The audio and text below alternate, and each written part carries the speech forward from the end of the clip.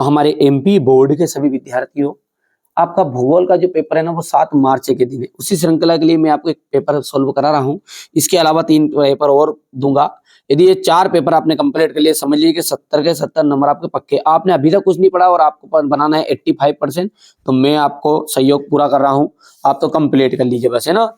चलिए यहाँ से देखेंगे, निम्नलिखित में से कौन सा देश स्थिर जनसंख्या वाला देश है? न्यूजीलैंड। आधारभूत उद्योग कौन सा कहलाएगा? तो लौह इस्पात उद्योग जो है वो आपका आधारभूत उद्योग कहलाए। तो सबसे सस्ता परिवहन कौन सा है? देखिए, सबसे सस्ता जो परिवहन है वो है जल परिवहन। भारत में पहली जनगणना कब की गई? तो 1872 में की गई थी। विराट नगर है, तो विराट नगर है दिल्ली में। निम्नलिखित में से किसे मसालों का राज्य कहा जाता है? तो केरल को। हो गया। इसके बाद में यहाँ पर आप देख सकते हैं, ये हो गया आपका न्यूजीलैंड। यहाँ से आयरन हो गया इतना, ये आपका डी वाला ऑप्शन आ जाएगा। चलिए, भूगोल वेत्ता जो है रेट जेल को मानव भूगोल का जनक कहा जाता है। विकसित देश की जीवन प्रत्याशा 80 वर्ष है। स्थानांतरणशील कृषि कार्य उष्णकटिबंधीय क्षेत्रों में लगाया जाता है, किया जाता है। आवधिक बाजार मुख्यतः ग्रामीण क्षेत्रों में लगाए जाते हैं। भारत में सबसे कम घनत्व वाला राज्य है अरुणाचल प्रदेश। दालें जो है प्रचुर मात्रा में प्रोटीन का स्रोत होती है। हो गया। यहाँ पर अपन आगे देखते हैं, तो क्वेश्चन नंबर 2 है। ठीक है, बढ़िया सब तो कंप्लीट करो, कोई दिक्कत नहीं। चलिए आगे बढ़ते हैं। की संक्रमण सिद्धांत है। ठीक है, तो ये पहला जो है इसका आपका हो जाएगा, थॉमस माल्थस ने दिया था ये सिद्धांत है। कृषि आधारित उद्योग, कृषि पर जो आधारित उद्योग है वो कौन सा है? रबड़ उद्योग है। आर्थिक विकास श्रम संगठन द्वारा। निम्न घनत्व वाला केंद्र शासित प्रदेश, तो अंडमान निकोबार द्वीप समूह। और इंदिरा गांधी नहर, इंदिरा गांधी नहर का जाएगा राजस्थान। हो गया इतना।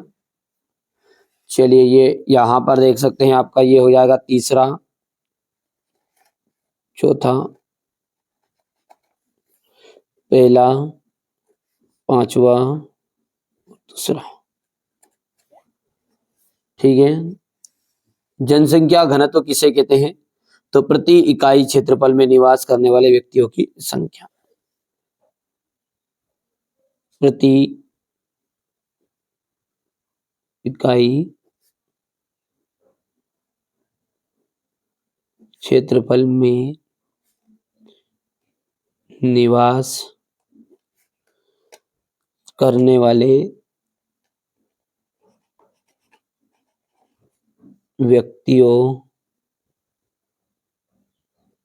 की संख्या को ही जनसंख्या घनत्व कहते हैं। यूएनडीपी का पूरा नाम क्या है? संयुक्त राष्ट्र विकास कार्यक्रम। तो ये दूसरा रहेगा आपका, संयुक्त राष्ट्र विकास कार्यक्रम। हो गया।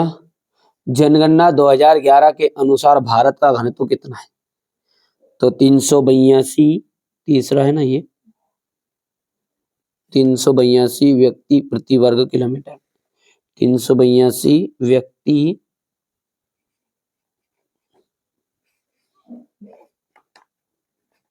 प्रति वर्ग किलोमीटर।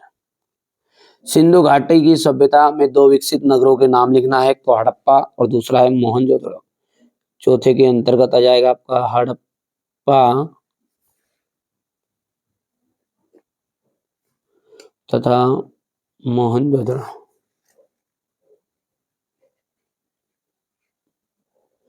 मोहनजोदड़ो। ठीक है। किन्हीं 2 अलोह धात्विक खनिजों के नाम बताइए। किन्हीं भी 2 अलोह धात्विक खनिजों के नाम है आपका, तांबा और बॉक्साइट।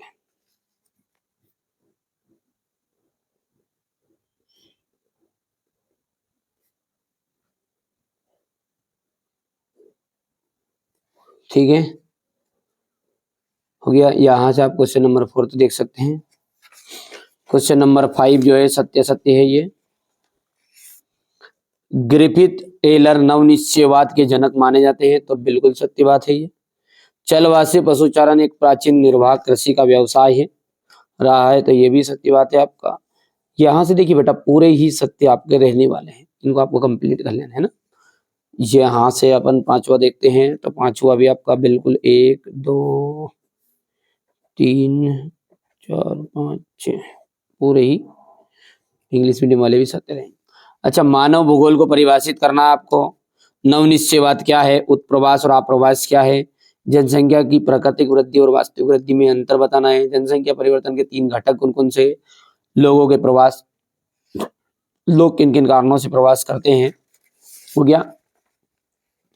ऋतु प्रवास क्या है, यहाँ से देख सकते हैं क्वेश्चन नंबर 10 हो गया आपका, 11 हो गया है, ये 12 13।